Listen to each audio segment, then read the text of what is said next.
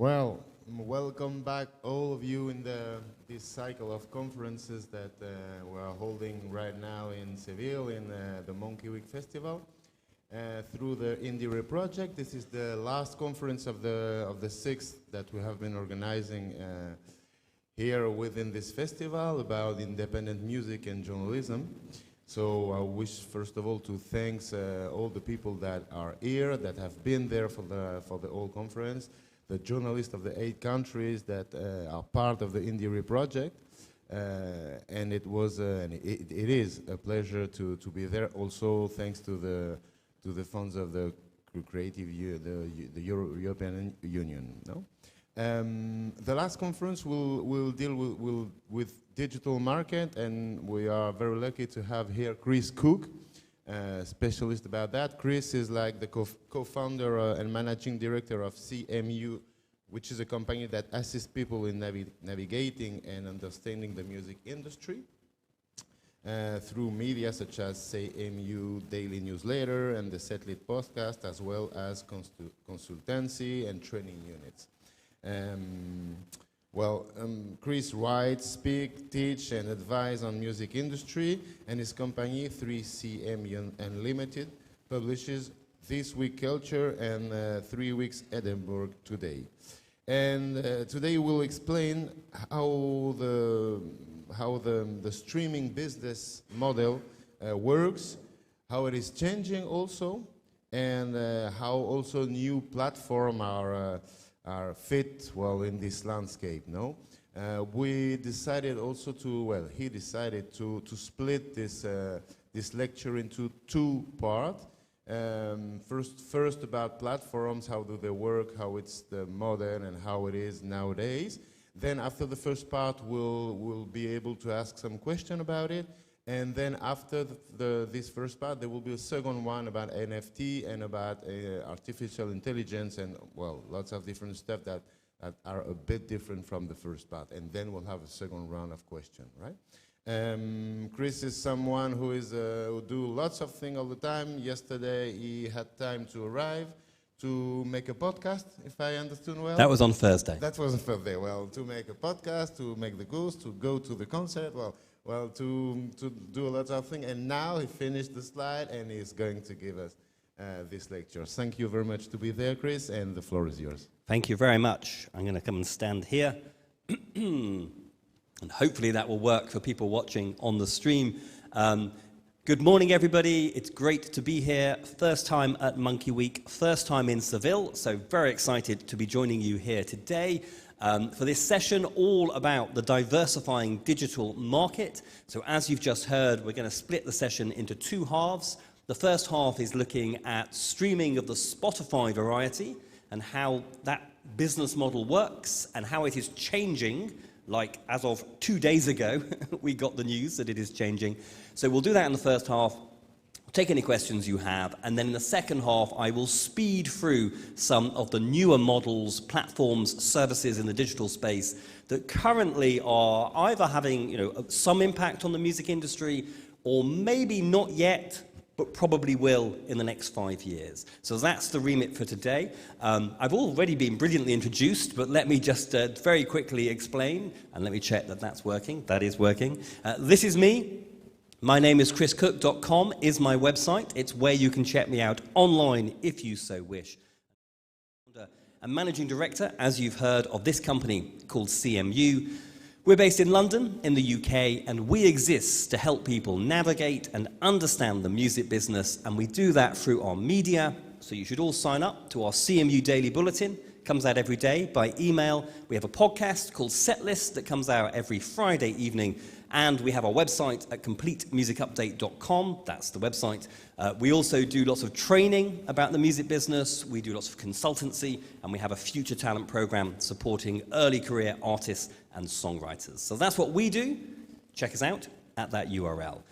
So here we go with our diversifying digital market. That's my brief for the next hour and a half. I'm going to present lots of slides to you. I have quite a lot to cover. You can download the slides, so if you go to that, and this will come back up at the end. If you give me an email address beginning of next week, I will send you a link to where you can download the slides I am presenting here today.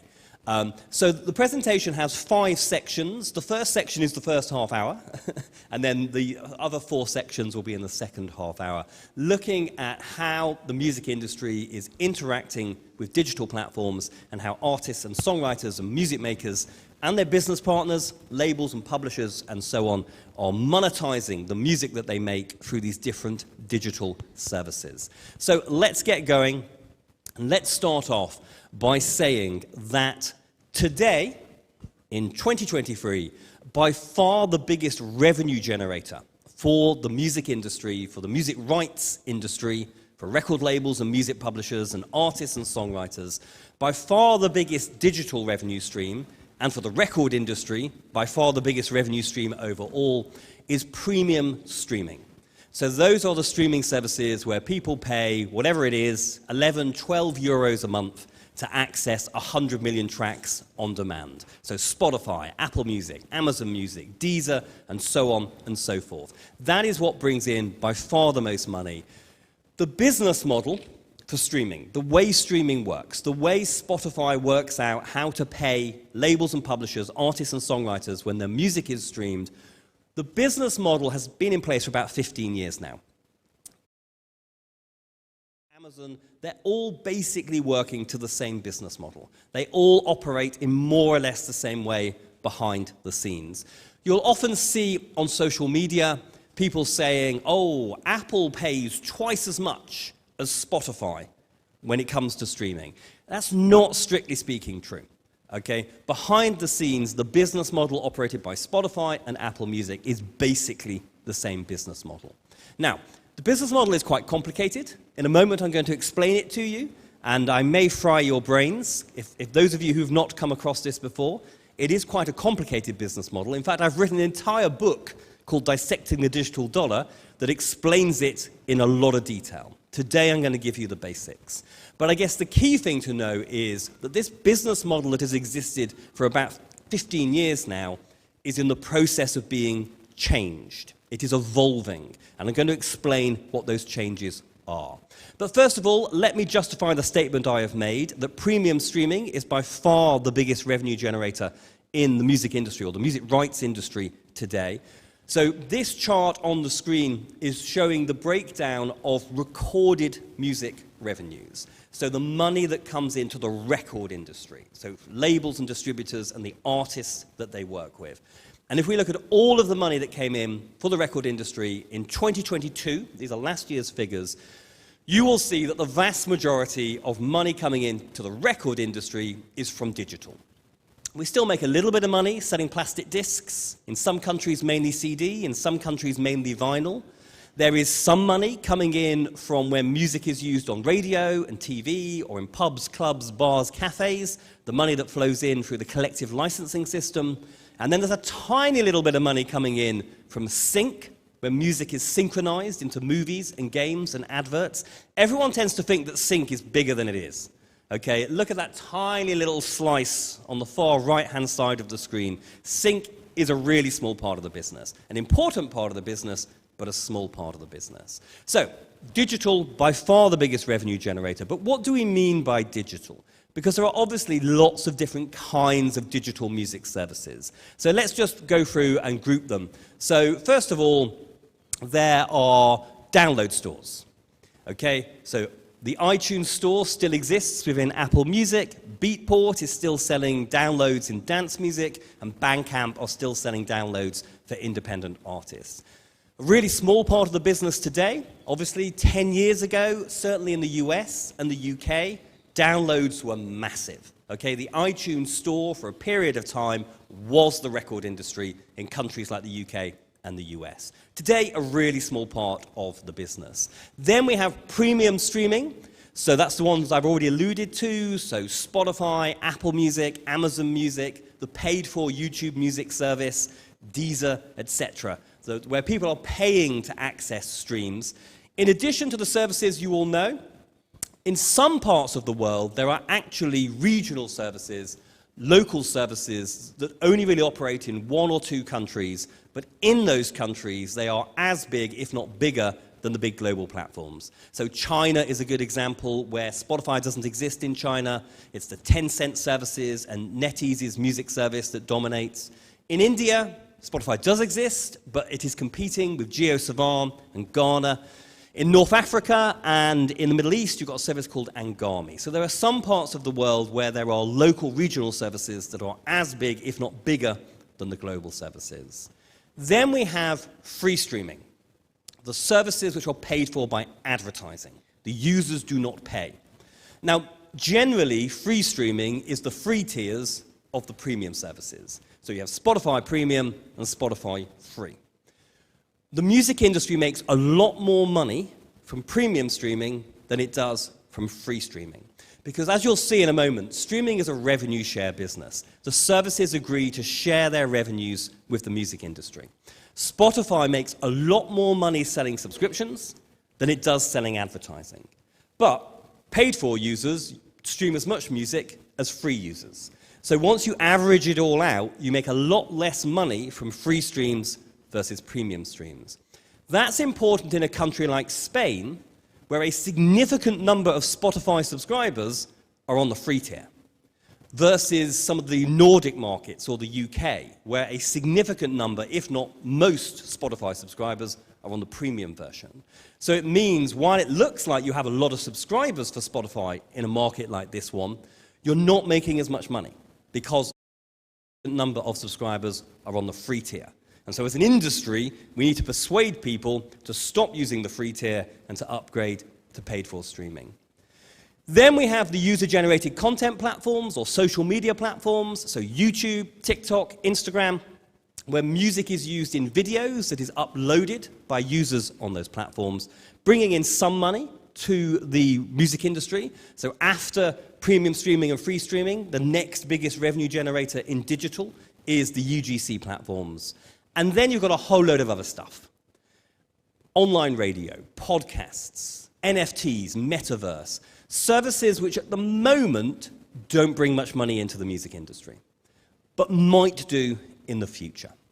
And then finally, direct-to-fan. And I'm going to come back to direct-to-fan right at the end because I think this is a really important part of digital that often doesn't get talked about as much as it should do.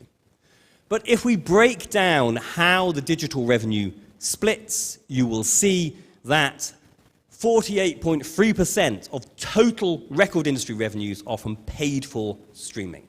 So the premium streaming services are bringing in nearly half of the record industry's total revenues. So premium streaming is the most important revenue stream.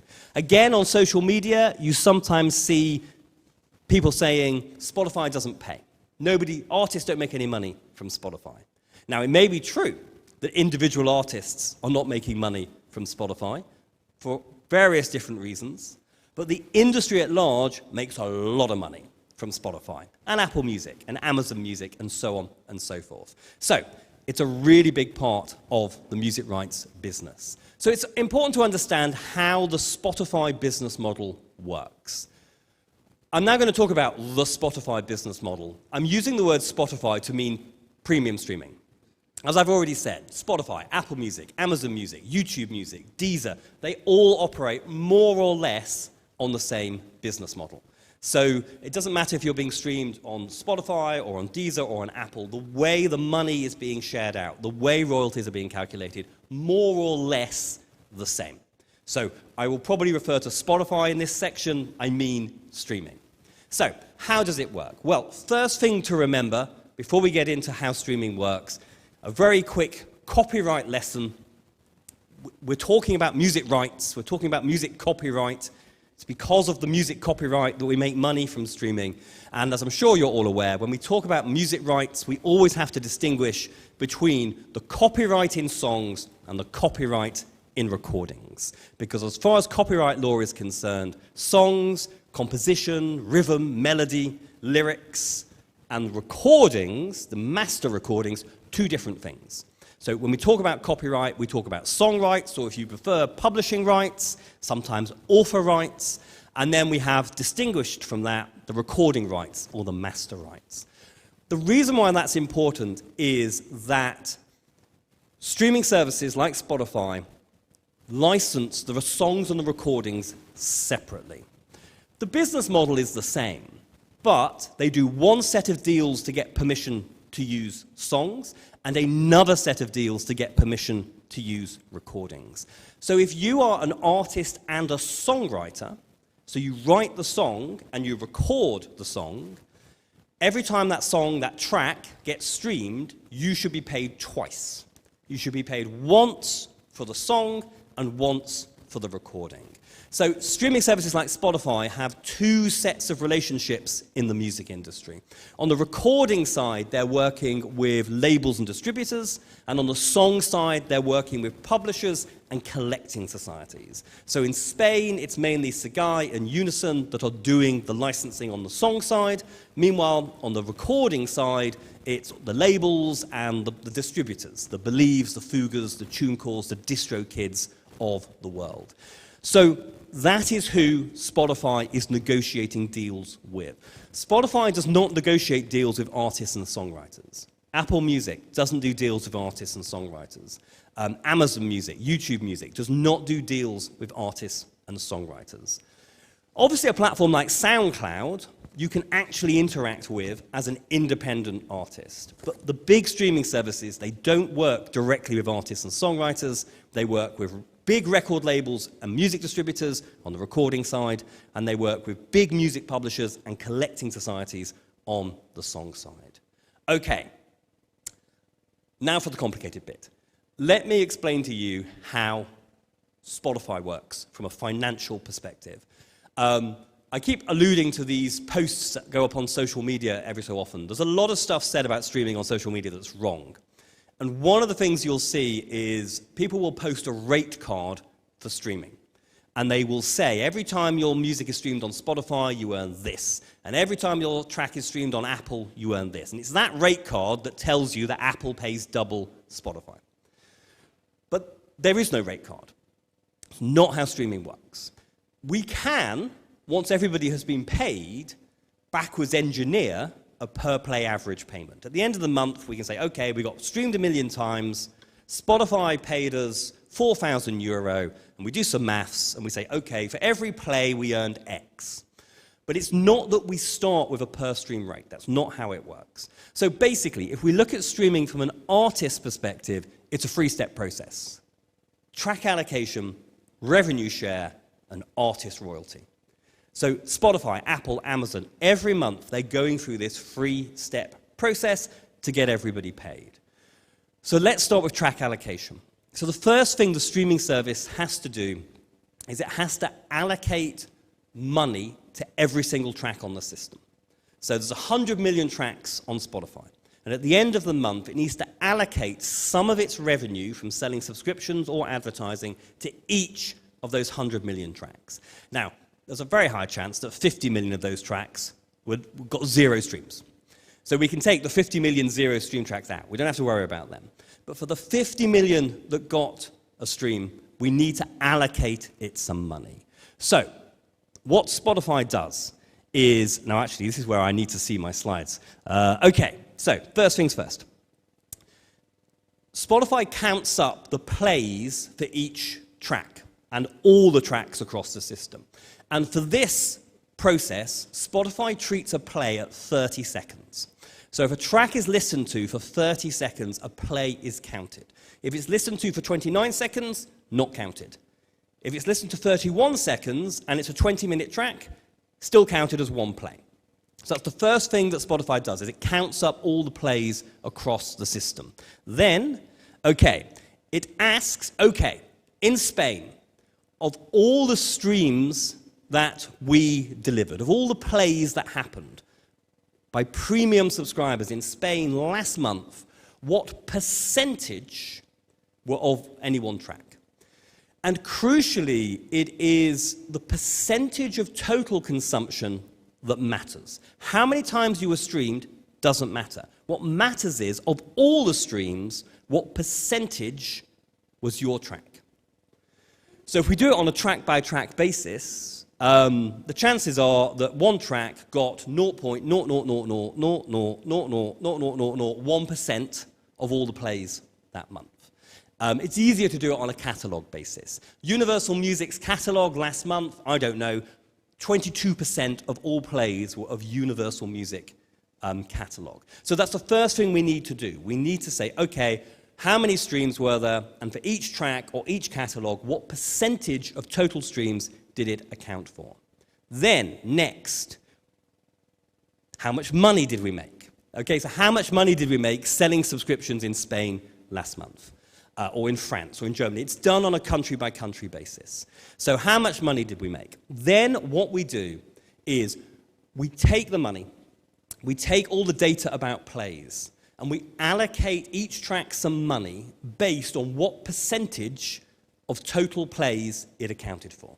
So if your track accounted for 0.000000001% of the plays, you get allocated 0.000000001% of the money.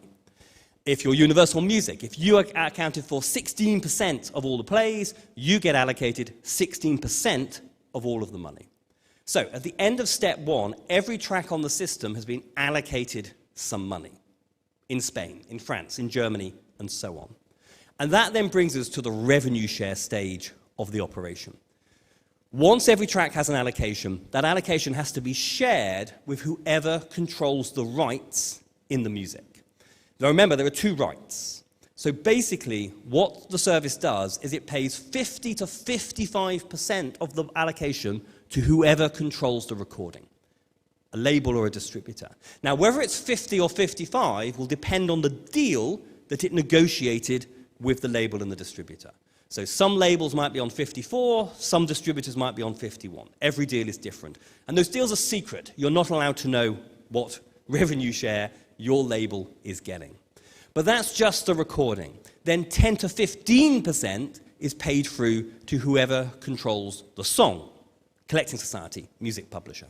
So for every bit of money that is allocated to a track, 50 to 55% goes to whoever controls the recording, 10 to 15% to whoever controls the song, and those of you who are good at maths will realize that what that means is that Spotify gets to keep about 30% of the money. So that's the track allocation process and the revenue share process. So let's quickly recap. Let's say we have a track on the system. Let's see what does it say there. Okay, so let's say Spotify made 10 million euro selling subscriptions in Spain last month. And then we have a track on the system that has, what's it say there, 0.01% of all the streams for this track. And that's a big track. That's probably a Drake track. Okay? So we're now going to allocate 0.01% of the money to that track, which is €1,000. Of the €1,000, we're going to pay up to 55%, €550 to the label, and we're going to pay up to 15%, €150 to whoever controls the song, a collecting society. Spotify has now done everything it needs to do to make sure the right people have been paid. But you'll notice that we're yet to pay the artist or the songwriter.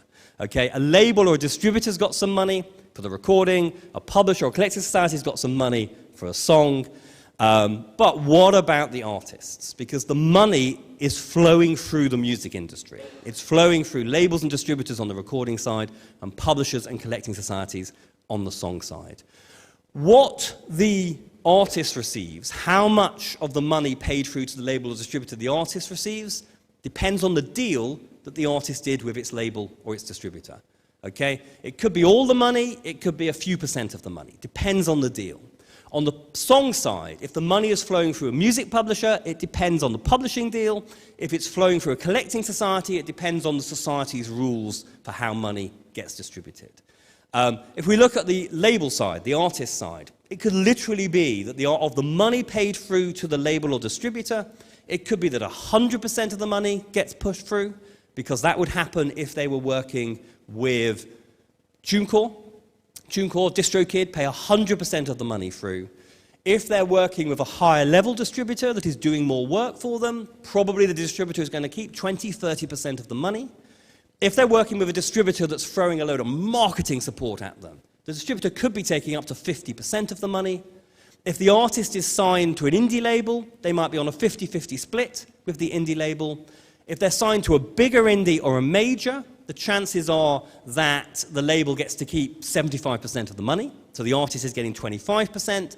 And if the artist did something very, very foolish and did their record deal in the 1980s, then the chances are, depending on how the label has chosen to pay through digital income, they could be getting 12% of the money or 8% of the money, because back in the olden days, record deals were less artist-friendly. So how much the artist receives depends on the deals that they have done with their label or distributor, and on the song side, the deal they've done with their music publisher or the rules of their collecting society. And that's how it works. And just to stress, this is happening on a country-by-country basis and on a subscription-type basis. So the money is allocated and shared for Spain, separately to France, separately to Germany. Also, the subscription money is allocated to the music played by premium subscribers, and the ad-funded money, the advertising money, is distributed to the music listened to by the free-tier subscribers. So in each country, the maths is done separately, and then the premium streams are calculated and the free streams are calculated separately. That's important because there's less advertising money, as I've already said. So if you're getting streamed predominantly by free subscribers, you're going to make less money. Subscription prices in India are a lot cheaper than subscription prices in Spain, probably about €2 or €3 in India. So it means with premium, there's less money. So in India, you're going to make less per stream on average because there's less subscription money coming in. So it's important to remember that when you take global averages, Spotify pays 0.3 of a cent per stream. That's an approximation, but it's not very accurate because it depends on the country, it depends on whether it's premium or free, and there are lots of variables. It also depends on the month. Okay, that's how it currently works. Now let's very quickly talk about how the model is changing. So that model was set up in the late 2000s by Spotify and Deezer, who were first to market, and the major record companies, and an organization called Merlin that represents a lot of the indies. There are lots of people who think that that model's not right. There's lots of people who think that there are issues with the model that we should change.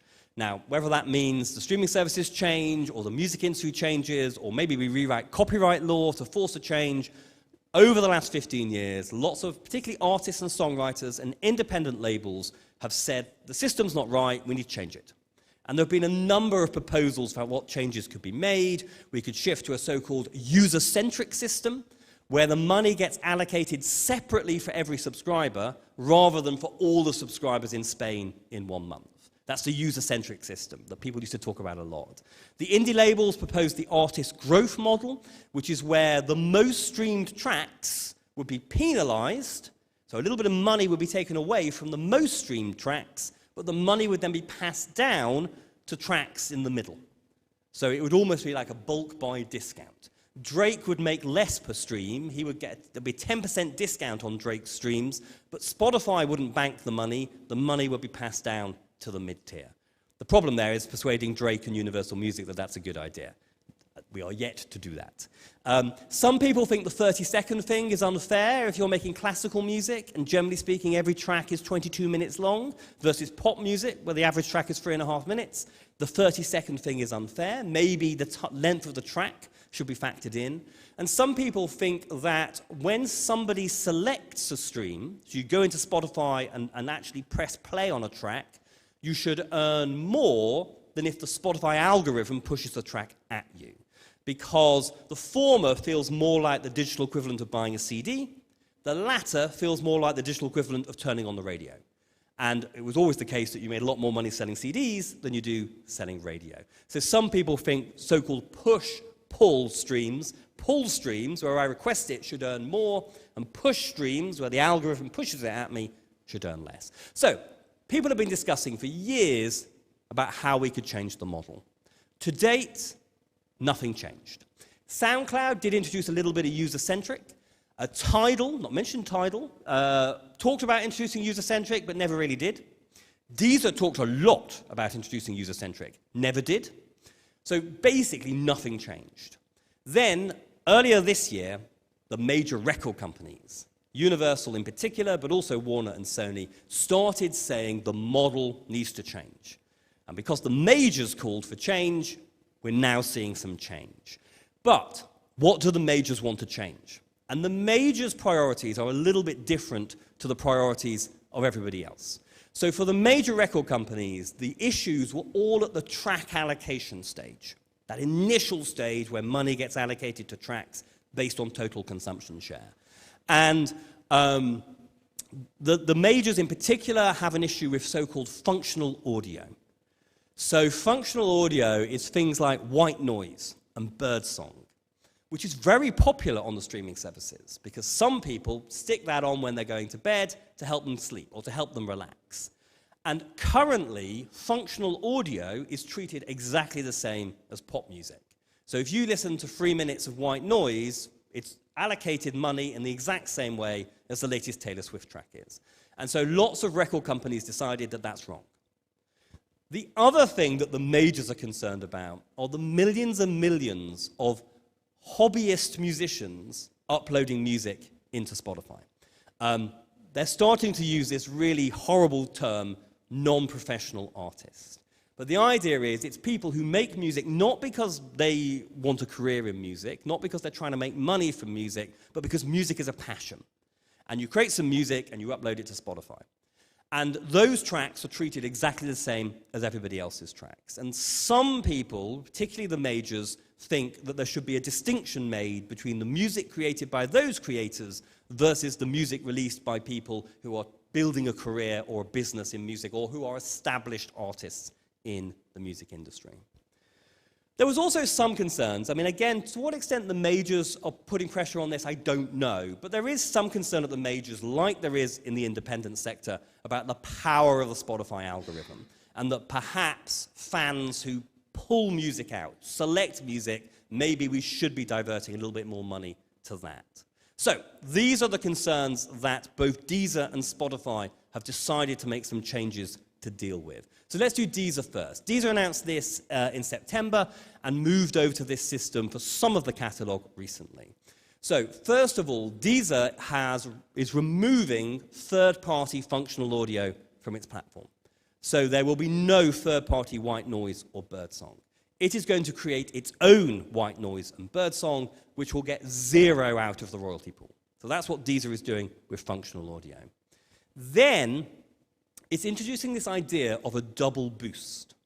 So first of all, if a track is by what it is unfortunately referring to a professional artist, and that is based on getting 1,000 streams by at least 500 users every month. And if you meet that target, you become a professional artist. And if you are a professional artist, every play of your tracks now counts as 2 plays. So you will be allocated twice as much. So professional artists get a double boost on every play. Also, tracks which are pulled by the user rather than pushed by the algorithm, every play will count as 2. So there's a double boost for professional artists, and there's a double boost for tracks that people actively seek. So this is what Deezer is rolling out to change the track allocation system. Spotify confirmed this week that it is making different changes, but to deal with the same issues. So first of all, functional audio. Spotify for functional audio is going to make the play length, the required play length, longer for functional audio. So a piece of white noise will need to be listened to for 2 minutes for a play to kick in. The reason for that is some functional audio producers make all of their tracks 31 seconds and then glue them together in a playlist. So you can have an hour of birdsong in a playlist that is actually 120 tracks, so it gets 120 plays, gaming the system. So they're going to make it that there needs to be a 2-minute listening time in order for a play to be counted. They're also going to downgrade, so basically every play of a functional audio track will be, 90% of a play. They're yet to actually figure out exactly what that's going to be. But basically, less money will go to functional audio. For the hobbyist musicians, the so-called non-professional artists, they're introducing a threshold that a track will have to get 1,000 streams in a year to qualify for anything. So if a track gets 999 plays in a year, none of those plays will be counted for track allocation. The artist will earn 0. I should stress, where functional audio and non-professional musicians are making less money, it's not that Deezer and Spotify are keeping that money, it's that there'll be more money to allocate to the artists that are not negatively impacted by these changes. So Spotify was very keen to stress that this will benefit emerging and professional artists. Realistically, the biggest winners will be Drake and Universal Music. So really, it's the superstars and the majors who will win from this. But it is true that people in the mid-tier will see a slight uplift as well. Spotify has not currently announced anything to deal with the power of the algorithm. We'll see whether or not that comes down the line. That is my very quick explanation of how the streaming model works, why arguably it doesn't work, and the changes that are being made. So before I carry on with the other 4 things I want to say about UGC and Web3 and AI and Direct-to-Fan, let's pause there, because I may have confused everybody in the room. So maybe we can pause there and take some questions. Does that seem like a plan? Okay, we're going to get a microphone up on stage. Does anyone have any questions? You can put your hands up and we'll get a microphone out there.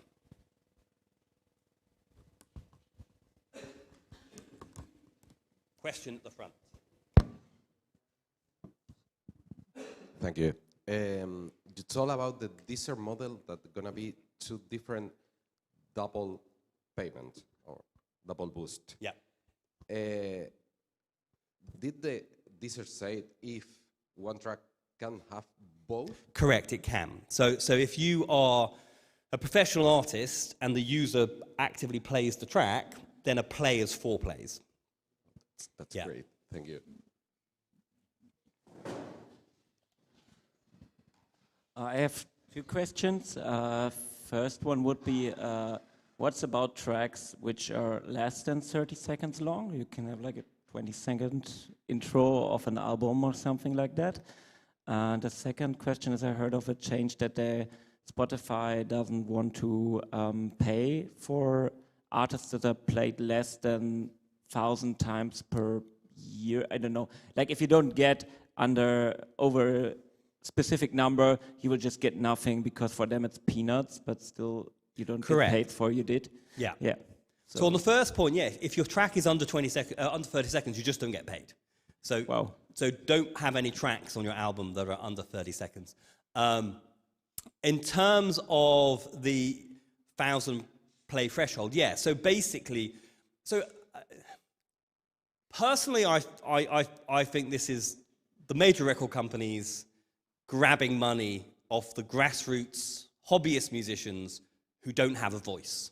And personally, I think it's the only way the music industry can make streaming work is to take money off the grassroots artists, and I think we've all failed and we should all go home.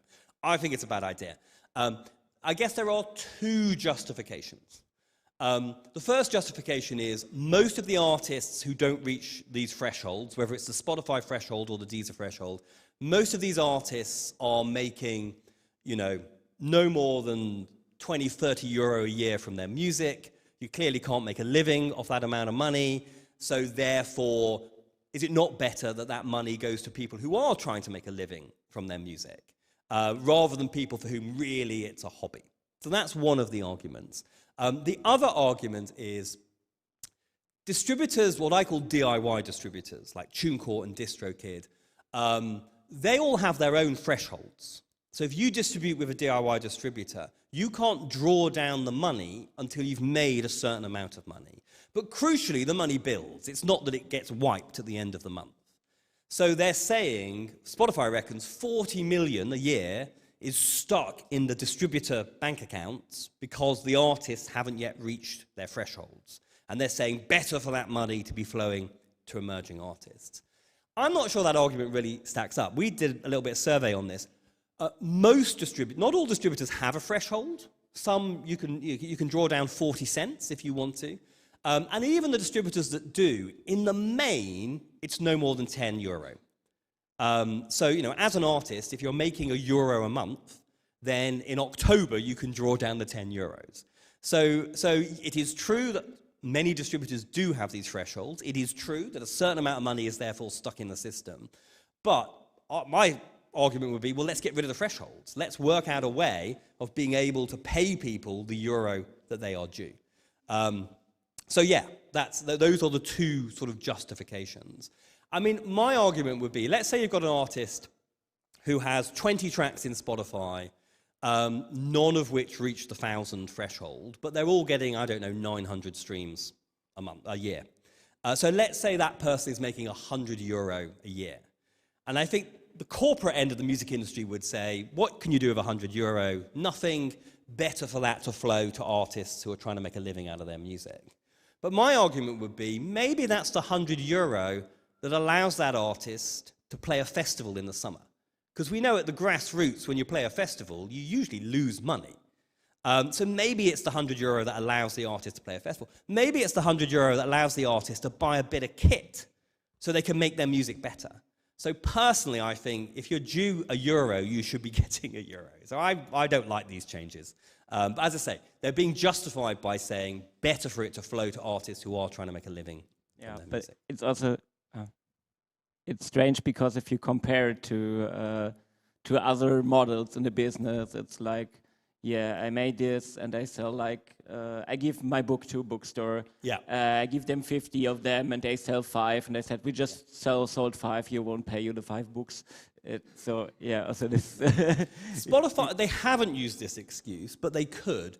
Spotify could say, if you want to monetize your content on YouTube or Instagram or TikTok as a creator, an influencer, you need to have a certain amount of subscribers and streams to qualify for their monetization. So they could say YouTube has already set a precedent that you have to have a certain amount of traction before you can monetize. But I would say with YouTube, that's more of a logistical point because YouTube is mainly advertising funded. The advertising is usually very much connected to the videos because it pre-rolls on the actual video. So you feel a real association between the ad and the video. And so YouTube need to do some checks on the content because they don't want to annoy their advertisers by putting, ads next to very dubious content. So I think there are logistical reasons why YouTube have those thresholds, which I don't think apply to Spotify. But that is another excuse that could be used. Quick show of hands. I know I've kind of really given you very strongly my opinion. Who here thinks it's a good idea to introduce these thresholds that negatively impact on grassroots artists? Who thinks it's a bad idea? Okay, so I think most people in the room agree. Obviously, within the independent labels and the artist community, there's a difference of opinion because there will be winners in the mid-tier. But I think a lot of people feel that it's basically a land grab by the majors. Are there any other questions on everything I've talked about so far? And I am listening. I'm also checking what the time is. Okay. Now, my question is a little bit about the up-and-coming artist perspective, and not really about the money, but about the algorithms. So I think Spotify sometimes is a bit more supportive to the up-and-coming artists than, for example, the Deezer, what you mentioned, that the Deezer changed the algorithm system and they support the professionals in better ways. And Spotify, for example, create thematic playlists for the up-and-coming eras, for example, for the genres, what they're creating. And I think it's okay. But how can I reach, as an up-and-coming artist, to be a supported one at the Spotify? So maybe it depends on your own record label or about your music genre. So how can I deal with that algorithm rule? What do you think? Yeah, so you're right that Spotify has built more tools for artists than everybody else. They're very much ahead. I mean, slowly but surely the others, when Spotify introduces a tool, usually the others ultimately copy it. But Spotify is generally ahead. And obviously Spotify for playlisting has its online pitching tool within Spotify for Artists. So any artist can go into Spotify for Artists, put all the information in for their track, and then their track is in the system, and maybe the algorithm will pick it up, maybe a human curator will pick it up. And the official line from Spotify is, that's how you get your music noticed by Spotify. You fill out that form. And it is true that the major record companies, the marketing people, they are filling out that form. So it does begin with that form. But we all know in the music industry, it's also about personal relationships. And within Spotify, there are label relations people, there are editors, there are curators. And if your label or your distributor has relationships with those people, you have an immediate advantage. So some of it is automated through the form, but some of it is about personal relationships. And so the question is, if you are an artist or a small indie label, how do you get access to those people? And realistically, it will probably be through your distributor, assuming you're working with a distributor. And I guess this is where the bigger labels have an advantage. The big distributors all have day-to-day relationships with the people at Spotify, but they're also working a lot on music. So let's say you get 20 minutes with the key people at Spotify a week. A label probably only has a couple of releases to talk about. A distributor might have 100 to talk about. Well, you can't. So they have to pick a few releases. But I think, yeah, most people, it's accessing it via your distributor. The other issue here is, in terms of the human beings, the label relations and the editors and curators, the number of people differs hugely depending on your country. So in the UK, big team. Germany, big team. US, big team. But there are some countries where there's one person. There are some countries where there are 0 people. And I think those countries are at a huge disadvantage. Because, yeah, the form exists, you can fill out the form. But if there is nobody in your local area, who are you meant to talk to? That said, I think Spotify has more people than most of its competitors. So that is a challenge.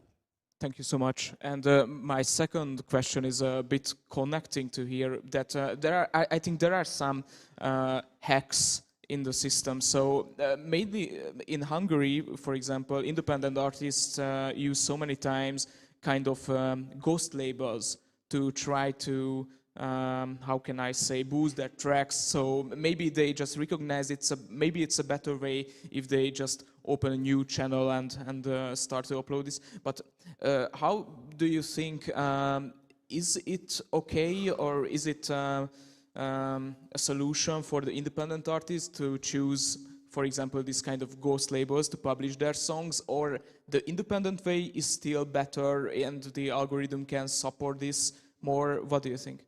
There are ways you can try and influence the algorithm, legit ways and illegitimate ways. So a legitimate way, for example, is obviously on Spotify there are third-party playlists, not controlled by Spotify, controlled by DJs or radio stations or journalists or just people who set up a playlist 10 years ago and found an audience. And if you can get lots of third-party playlisters, I say lots, 5, to all playlist your track in 1 week, that will influence the Spotify algorithm. So you might not be able to get to the Spotify playlisters, but maybe you can get to those third-party playlists. And then there are websites like Submit Hub, where you can pay a little bit of money and it will push your music at those people. So that's one way to influence. In terms of the ghost label thing, I'm not sure whether or not that works. Obviously, you can pay a company €50 and get 10,000 streams. And if any of you are regularly interacting with Spotify and distributors and Spotify for artists, your Instagram and Facebook feed are probably full of ads for that €50 to get 10,000 streams. And my guidance would be, don't do that. Because usually, ultimately, Spotify will figure out that those are fake streams, and they will delete all of those streams from the system, which means you'll lose money and you'll lose stats. You'll visibly go down in the stats. And they may even delete your tracks.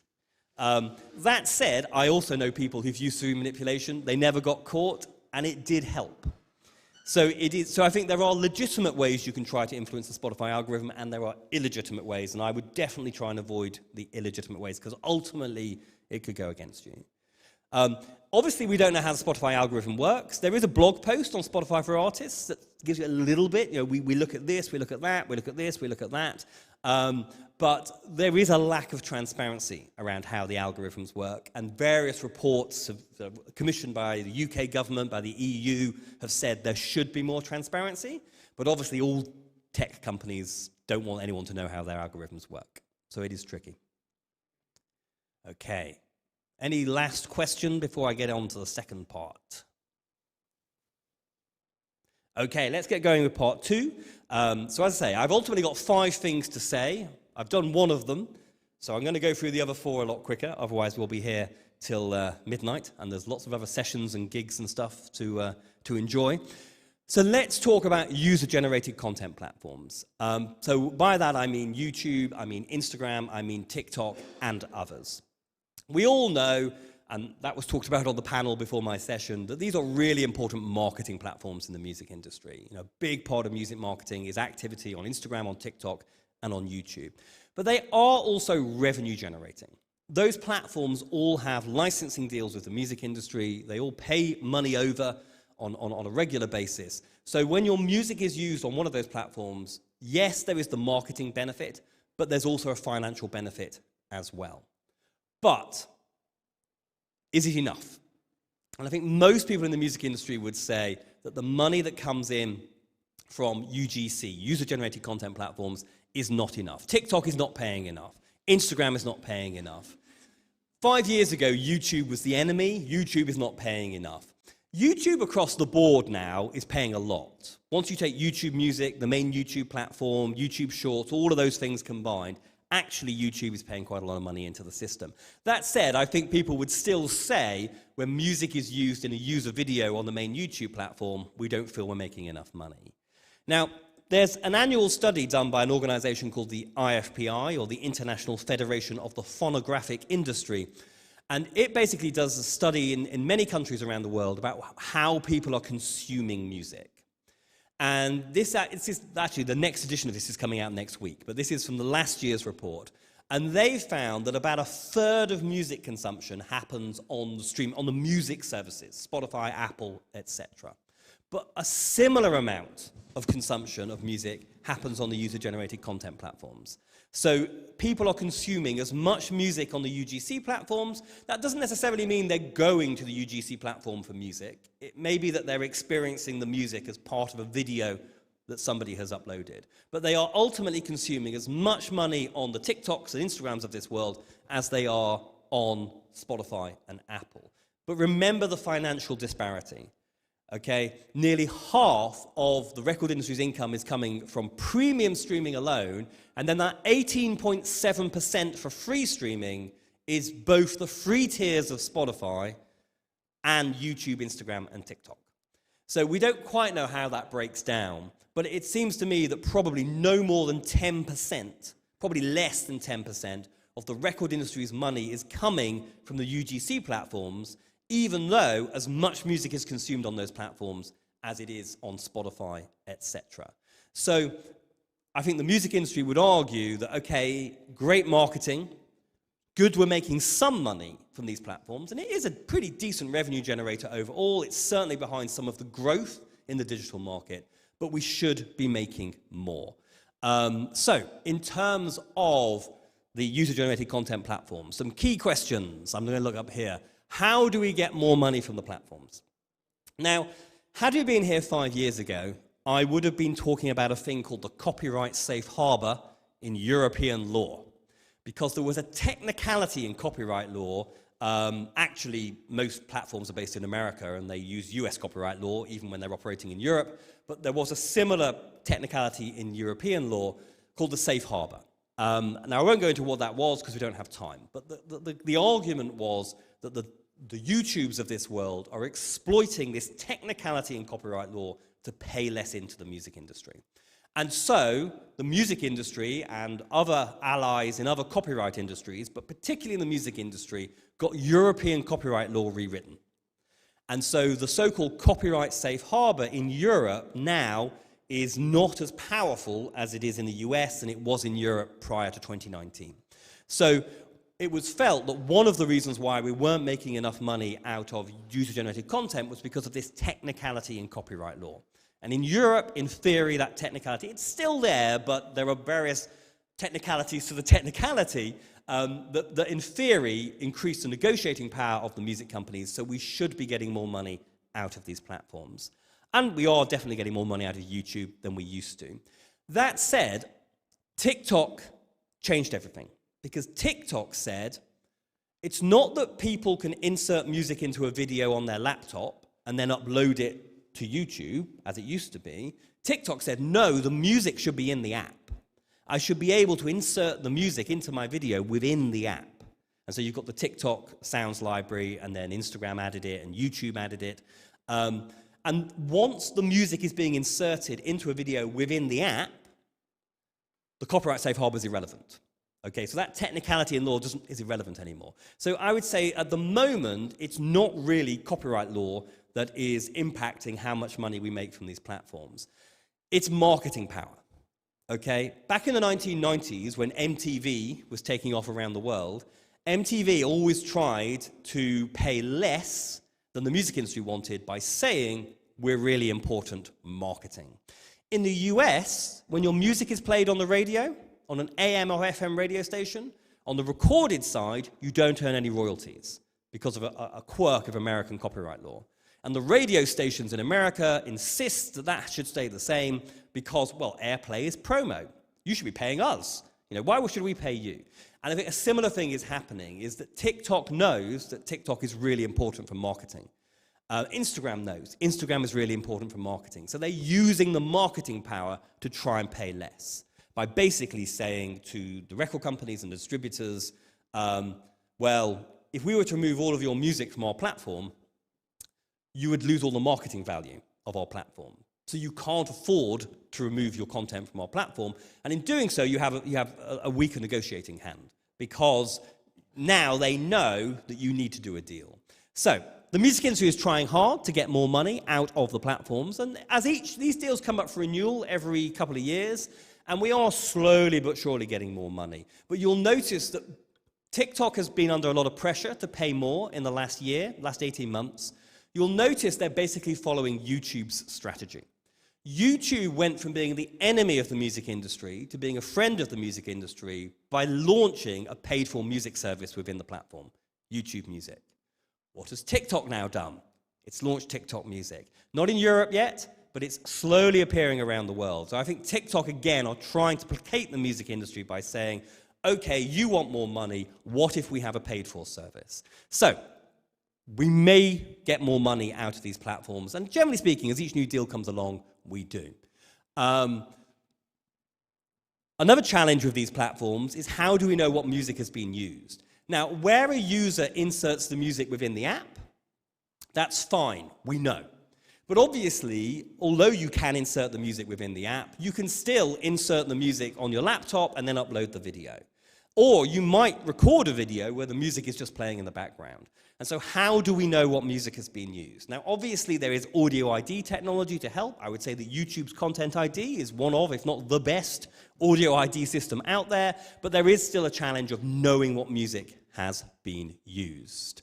But here's another couple of things to think about with user-generated content. First things first, can the music industry get better at directly licensing professional creators on YouTube, TikTok, and Instagram? Is there a whole other revenue stream with the UGC platforms that at the moment we're missing out on? Because we negotiate deals with YouTube, we negotiate deals with TikTok, we negotiate deals with Instagram. These are massive global platforms that know that their platforms have marketing power, and they're always going to use that marketing power to try and keep the rates down. However, on these platforms are professional creators. Technically, professional creators are not covered by the platform's licenses. The platform's licenses are for user-generated content. At what point does somebody uploading content to YouTube cease to be a user and they become a professional creator?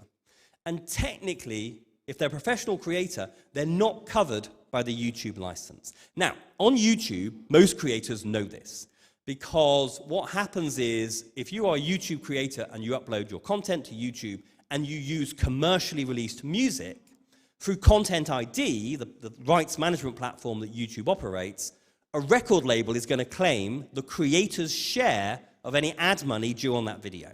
So YouTube will pay 55% of ad income on a video to the creator. But if there's music in the video, they'll pay it to a label instead of the creator. That's how Content ID works. That's how the music industry's licenses of YouTube work.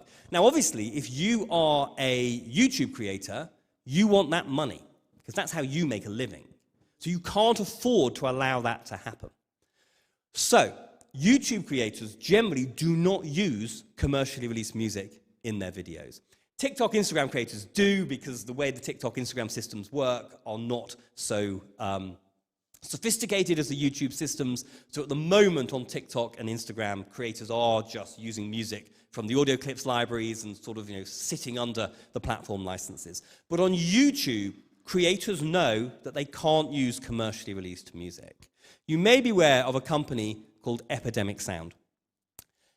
Epidemic Sound, back in the day when YouTube creators were first taking off, spotted a gap in the market. Because YouTube creators couldn't use commercially released music, because if they did, the label would take the creator's share of YouTube money and they wouldn't make any money. So the YouTube creators were looking for music. Now, obviously, in the music industry, we have a strand of the industry that makes music for audiovisual productions. Okay, it's called production music or library music. However, traditionally, production music, although in theory was meant to be simpler to license, that's why we have it, is very territorial. Production music has traditionally worked on a country-by-country basis, because in the TV business, TV broadcasters worked on a country-by-country basis. So it didn't matter that production music licensing was very territorial. It does if you're a YouTube creator. A YouTube creator, you need a one-stop shop global license where you know nobody will make a claim against your video. And the traditional music industry can't provide that license. Epidemic Sound can. They've annoyed a lot of people in the music industry by coming up with this model. But it's a very clever model. And so a lot of YouTube creators now will use music from Epidemic Sound. They have competitors, there are others, but I would say that Epidemic Sound is the biggest. But what if we could find a way to allow those YouTube creators to license commercially released music to put into their videos, rather than production music? They can't rely on the YouTube license, so could we find a way of allowing them to license commercially released music so the music industry starts making money from these creators? Now, these creators have no understanding of music copyright, and they don't have very much money. Okay, on a video, they couldn't afford to spend, I would say, probably more than €50 on licensing music. And obviously, once we start talking about creators licensing music for their videos, we're basically into the sync business. And in the sync business, most labels and publishers, you're looking for deals that are worth thousands of euros or more, not 40 euros. We're not set up to license for 40 euros, particularly when you remember that the recording and the song need to be licensed separately. But there are millions of these creators. There are millions of creators creating millions of videos every day. So if we could just find a way to allow them to license music with a one-stop shop global license for 40 euro, that's a huge amount of money that we could be making as a music industry, in addition to the money we're making from YouTube and Instagram and TikTok. So I think this is a huge opportunity to be directly licensing creators rather than licensing platforms. This is a startup called Licked that is trying to be the marketplace for that, by doing deals with labels and publishers and allowing people in a one-stop shop, affordable way to license commercially released music that they can put into their YouTube videos. So there are people trying to work on this model. YouTube is also trying to work on this model. Initially only in the US, YouTube is building its own marketplace. However, I would say that the issue with it being a YouTube marketplace, very few online creators now only create content for YouTube. Most online creators edit their content and have some going on YouTube, some on Instagram, and some on TikTok. Most creators are on all three platforms. So a license that only works on one platform probably is no use. So I think there's a huge opportunity here for the music industry if only it can find a way to do what we call micro-licensing, that you can get a global one-stop shop license for 40 euros. And okay, you're not going to license Drake for that. You're not going to license Taylor Swift for that. You're not going to license BTS for that. But maybe that mid-tier of music, it's a whole other $1 billion a year we could be bringing in if just we could work out how to license. The other quick thing I would say with user-generated content is to remember that there are other monetization tools on these platforms which are not designed for the music industry, but which can be used by music makers on these platforms. So if we think about platforms like YouTube, as a music industry, your distributor does a deal with YouTube, your music goes onto YouTube, you enter the Content ID system, you're earning money for your distributor. But the artist could also be directly monetizing through their own YouTube activity. So for example, you could be selling merchandise for your YouTube channel using the merch shelf function. You could be putting non-music content onto the platform and then monetizing it in the exact same way YouTube creators do. You could be using YouTube's digital gifting tools, like, super chats. These are all the ways that YouTube creators make money on that platform. And artists can do it too. Now, it is true that none of that is going to work unless you have decent traction on that platform. So maybe this works for an artist, maybe it doesn't. But all of these platforms have so-called digital gifting, where if you're doing a live stream or a premiere of a video, people who are watching can be basically tipping you money through these various different digital currencies.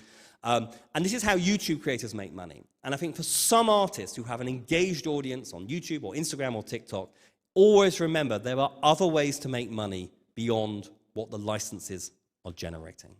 So, user-generated content, already a decent revenue stream for the music industry, but could be a lot bigger.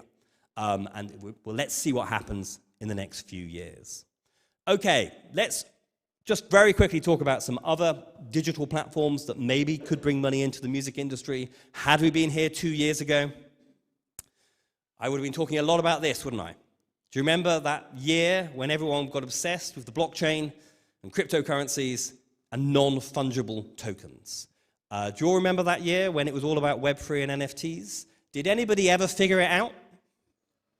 Did anybody ever work out what it was all about? The blockchain is a spreadsheet on a lot of computers. That's all it is. It's a lot of data sitting on lots of computers across the internet, lots of servers. I think with the blockchain, when we all got obsessed by the blockchain, in a way, you don't need to know what the blockchain is. You don't need to know how the blockchain works. The question is, are there products we can build on the blockchain that can make money for musicians? That's the question. And I think of all the different things that were talked about in the context of music and the blockchain and so-called Web3, I guess digital collectible NFTs was something that people talked about. So non-fungible tokens, it's just a little bit of data on the blockchain. It's a bit like having a ticket, a digital ticket. And the digital ticket is attached to a piece of content.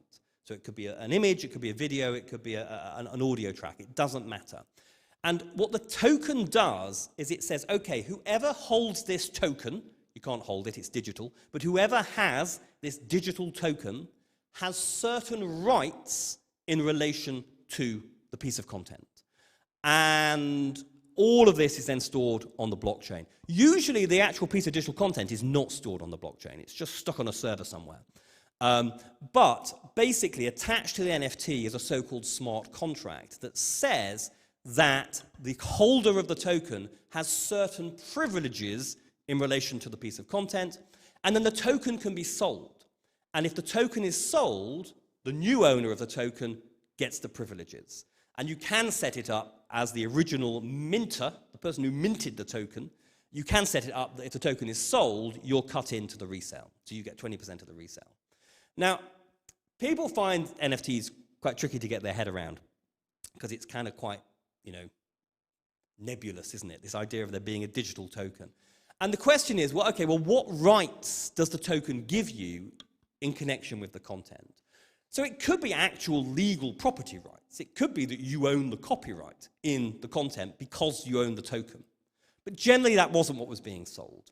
It could be that you have a royalty right. So some artists did sell NFTs connected to tracks, and the owner of the token then earns 0.00001% of any money that the track generates. So it could be that in the token, the smart contract says, whoever owns the token gets 0.00001% of any money this track opens. So it could be a royalty right. But in most cases, what the token was granting was what I call bragging rights. It was just an emotional feeling, okay? I own one of 100 tokens attached to this track. Everyone can see because it says so on the blockchain.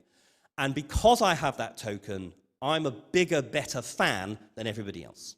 So it was more bragging rights than anything else. It's like, why is a signed vinyl record more valuable than the vinyl record? you don't get any more music out of the signed version. But somehow the signed version feels like it has more value because you can say, look, mine's signed. And I think it's the digital equivalent of that. So there are lots of ways in which the music industry could make use of the blockchain and of NFTs on the blockchain. But I think the digital collectibles was the thing that got the most attention. But is there an opportunity here? And obviously, the bubble has burst in terms of the ridiculous prices that NFTs were going for towards the end of the pandemic. I would say if there is an opportunity here, it varies hugely depending on the artist and the artist's fans. For some artists and some fan bases, I think there is an opportunity today. It's almost like digital merchandise. But for many artists and many fans, there is no opportunity today. And whether or not there will be an opportunity in the future depends on how Web3 at large, the blockchain at large, NFTs at large, how they evolve in the years ahead. And it may be that NFTs and the future of NFTs in music are connected to that other thing we were all talking about 18 months ago, which is the metaverse. So digital virtual worlds where we will all hang out in the future, or so they say. Now, with metaverses, obviously the metaverse business at the moment is really the gaming business. Okay, there are virtual worlds that exist within the gaming space. I don't know whether Epic Games that own Fortnite actively refer to the Fortnite world as a metaverse, but I think it's probably the closest we've got. So where the concept of virtual worlds is really taking off is in the gaming space. The question is, when you take the gaming away, do you still want to hang out in that space? And some people think that you do, and some people think that you don't. I think the future of the metaverse is probably very connected to the future of VR and AR and XR hardware, virtual reality, augmented reality. Apple is finally bringing its VR headset to market. It will initially be way too expensive for anybody to afford, but it could be that Apple's headset, the Vision Pro, completely revolutionizes the sort of the VR headset business, and it might be that that is what makes the idea of a metaverse outside of gaming have traction. We don't know yet. But if it does, there are almost certainly opportunities for the music industry in the metaverse, and the idea of digital collectibles connected to an NFT make a lot more sense in the metaverse space. In the Fortnite world, digital collectibles are big business. When you're buying skins for your avatars, emotes so your avatars can move. A lot of money is spent on digital collectibles within Fortnite. When artists have done shows within the Fortnite universe, digital collectibles is how they've made money. And with NFTs, you would be able to take your digital collectibles from one metaverse to another. So it may be that the whole digital collectible NFT thing will only really make sense once the metaverse takes off, if the metaverse takes off. So, for some artists, some fan bases, there's probably already an opportunity. For many artists and many fan bases, it's very much wait and see. Which brings us to the buzzy topic that has replaced Web3 at every music event in the last year, which is artificial intelligence. You cannot have failed to notice that even though AI has been theorized since at least the 1950s, and these technologies have been in development for decades, AI, big talking point, not just in music, just generally at the moment, partly because the technology is leaping in terms of how sophisticated it is, and partly because governments and politicians across the world have finally realized that they're going to need to regulate AI, and everybody's trying to figure out how to do it. In the music industry, we are mainly interested, not exclusively, but mainly in so-called generative AI. These are AI models that can generate content, whether that's text or audio or video or images or music. So it's generative AI that we are talking about the most in the music industry. Why? Why are we talking about generative AI? Well, I guess first things first, and I think this was talked about on the previous panel, the music industry is using generative AI. There are various tools that you can use to help with the music making process. Now, there are some generative AI models. Google, Meta, Stability have all developed AI models that compose music from scratch. I would say currently they're not great, okay? And they can't create long pieces of music. They generally create short pieces of music. There are then other tools which are using AI not to compose music from scratch, but to stitch together existing segments or stems, or to help with mastering, or to help with the production process, or to help with the ideas process. Now, the generative AI models that actually compose music from scratch, we have to assume are going to become much, much more sophisticated in the next few years. If you look at what image generative AI could do 2 years ago versus now, it's amazing how it has become so much more sophisticated in the last 2 years. So probably music, the same thing is going to happen. But I think in the short term, what's more exciting are the AI tools that can help musicians with the music-making process. And beyond the music, we all know that social media feeds eat visual content. As an artist, I thought it was interesting in the previous panel when they were asked, as an artist, is there a way of doing it without social media? And the very firm, correct answer was no. We do quite a lot of educational stuff at CMU, and we sit down with early career artists, and we say, okay, in order to find an audience, you're going to have to engage with social media. And you can see half the room. Some people are excited about that, because some musicians are as excited about their social media profile as they are the music making and the creativity involved in social media. But some artists, you can see their hearts sink. It's like, my passion is making music. Why have I got to also have a profile on Instagram? But you need to create visual content for Instagram, for TikTok, etc.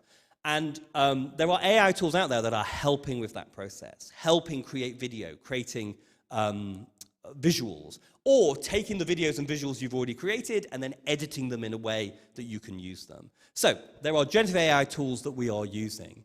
There is also potentially an opportunity for the music industry in that when music-making AI is being developed, it needs to be trained, the word that they used, with existing music. So there's potentially a licensing opportunity, another revenue stream. If you want to use my catalog to train your AI, we need to do a deal, and we're going to make some money from that. I think there's also potentially new products that are going to come to market that will be exciting for artists and for fans. Again, on the previous panel, what Grimes is doing was mentioned. So Grimes has worked with an AI company to create an AI that can turn your vocals into her voice. So we can all now create tracks using the AI Grimes vocals, and you do it through a website, it distributes it through TuneCore, and then any money that comes in gets split 50-50 between you and Grimes. YouTube is in the process of developing voice cloning, similar thing, with certain Universal and Warner artists. So as a YouTube creator, initially 100 in the US, but eventually it will be rolled out, as a YouTube creator, you'll be able to say to YouTube, I've created a video, and I want Troye Sivan to sing about this to fit my video. And it will create Troye Sivan singing for 30 seconds to fit your video. So this voice cloning technology is evolving. The music industry is working with the digital companies, with the platforms on it.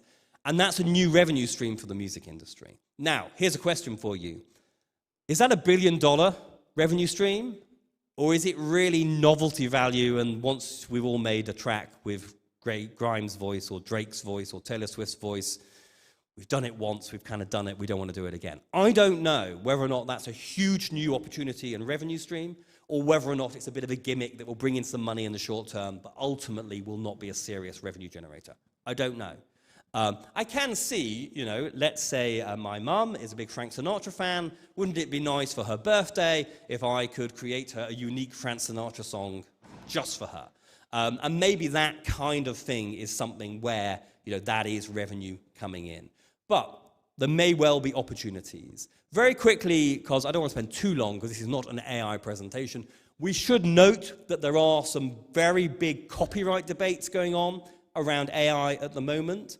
I said that there's a licensing opportunity because AI companies need to pay the music industry if they want to use existing music to train their AI models. Most AI companies would disagree with me. Most AI companies would say, we can train our model with your music without your permission. So therefore, we don't have to pay you any money. That's exploiting more technicalities in copyright law. In the US, the concept of fair use is being used. There are some countries, I think Singapore is a country where copyright law seems to have an exception that could be relied upon by AI companies. So there's a battle that the music industry and all the copyright industries are currently fighting to basically either win in court and set a precedent or get copyright law rewritten to say, no, if you take existing content, whether that's text or image or video or music, to train your AI model, you have to get permission from the copyright owner, and therefore the copyright owners, well, first of all, they could say no, because bearing in mind, these are competitors. We are helping competitors come to market, but we could make some money. So do AI companies need to get a license? At the moment, there's a big argument, debate, litigation ongoing.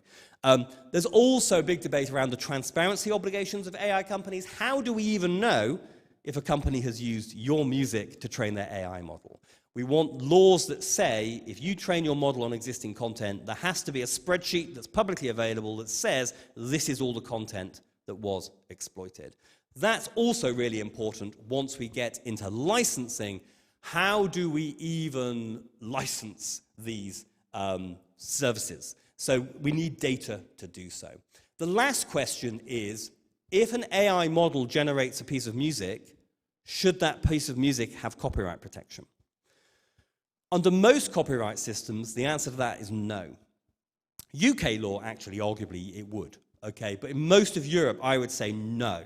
That's actually really important because if you are using generative AI to create the artwork for your album, arguably, that artwork is not protected by copyright, which means I could start selling T-shirts with your artwork and there's nothing you could do about that because there's no copyright in the work. So there's an ongoing debate about whether or not AI-generated works should enjoy copyright protection. So, commercial questions that we need to answer. I'm reading these because these are new slides. What are the opportunities and what are the threats? We could have a whole day discussing that, and there are lots of people who are. And if we do decide that there's a licensing opportunity here, and we can force the AI companies to do licensing deals, and I mean, YouTube is working with the music industry on its vocal clone service. Stability and Meta did license mainly production music to train their AI models. So licensing deals are being done. So how do those models work? So there you go. That's my little section on generative AI. And let's just wrap up by reminding ourselves what I said at the start, which is I still think that the single biggest impact that digital had on music 20 years ago is the direct-to-fan relationship. Prior to digital, artists did not know who was buying their music. Artists did not know who their fans were. Beyond the fan letter and the mosh pit, which was a very small minority of fans, artists did not know who their fans were. And digital changed that. And that's a huge opportunity, which plenty of artists and labels are already utilizing and capitalizing on, but I think we could capitalize on a whole lot more. Now, obviously, if you are a frontline artist, an artist up front on stage, building a brand and an audience around your music, in order to make any money, you need a fan base. However good your music is, without a fan base, you're not going to make any money. So if you want to make money from streaming or from selling CDs and vinyl or from royalties that come in through your collecting societies, if you want to sell tickets for your shows, if you want to sell merchandise, you need a fan base. So the biggest task for any new artist is building a fan base. But once you've got a fan base and you're connected to that fan base online, important question, how else can we make money from that audience? What else can we do for that audience that will bring us money? And that's the direct-to-fan opportunity. Now, in the first phase of direct-to-fan, this was about setting up an artist store. So like a Bandcamp profile, or you use Shopify, or you just set it up on your own website. And you sell merchandise, and you sell tickets directly to the fan, rather than through retailers. However, what we've started to see in more recent years is people offering premium digital content and experiences direct to the core fan base. So we're not selling them a t-shirt, we're not selling them a ticket, we're giving them some premium content, a premium live stream. We're giving them access to something that makes them feel special. And some of the things I've already talked about, digital gifting on the user-generated content platforms, the whole NFT digital collectible things, really, this is the direct-to-fan opportunity. And I think once we get into this type of direct-to-fan, what we're actually selling is emotional connection. It's not something physical. It's the feeling that you have access to something that the normal people do not. Now, realistically, once content is online, anybody can access it if they know where to look. But you give the perception of exclusivity, or you give the feeling of being part of a group, a community, a club, or with grassroots and niche artists, supporter satisfaction. If you look at a platform like Patreon, whether it's musicians or it's YouTube creators use Patreon, yes, as a supporter through Patreon, you probably get access to some extra content. But really, a lot of people that pay €5 a month to a YouTube creator or a musician through Patreon, I think it's the warm glow that you feel that you're supporting someone whose output, whose creativity you love. And then I come back to bragging rights. I think for the bigger artists, a lot of this is about allowing people on their own social networks to say, I'm a better fan, a proper fan, a real fan, and this is what proves it. Now, the opportunity in direct-to-fan depends totally on the artist and the fan base. There is no off-the-shelf solution for everybody. But I do think that direct-to-fan is a part of the business which some artists and some labels have really run with, but there's huge opportunities in this space for many artists and many labels that we are yet to truly tap. And that is my very speedy overview of the diversifying digital market. I don't know how we're doing for time. How are we doing for time? We're basically out of time. But I suppose, is there any final question before we wrap up? Does anybody have any questions? I don't think there are. I think I've fried everybody's brains with all of that information. I know I went through a lot, especially in the second half, because I had a lot to cover in my 35 minutes. But don't forget, you can download the slides if they're useful to you. If you give me your email address, I will send you a link early next week to where you can download the slides. And of course, if you want to stay in touch with everything that's changing and developing, because it's changing and developing all the time, especially at the moment with the streaming model and with AI, you should sign up to CMU, get our daily bulletin by email, or if you don't like reading, the weekly podcast set list, or you can check us out at completemusicupdate.com. I will be around. I am actually going back to UK today, unfortunately. I wish I was staying around for another few days, but I will be around for at least the next half hour. So if people have any questions, come and grab me, and I will try my best to answer them. Thank you very much for listening. I hope you found that useful. Thank you to the people watching on the stream. Thank you very much. Goodbye.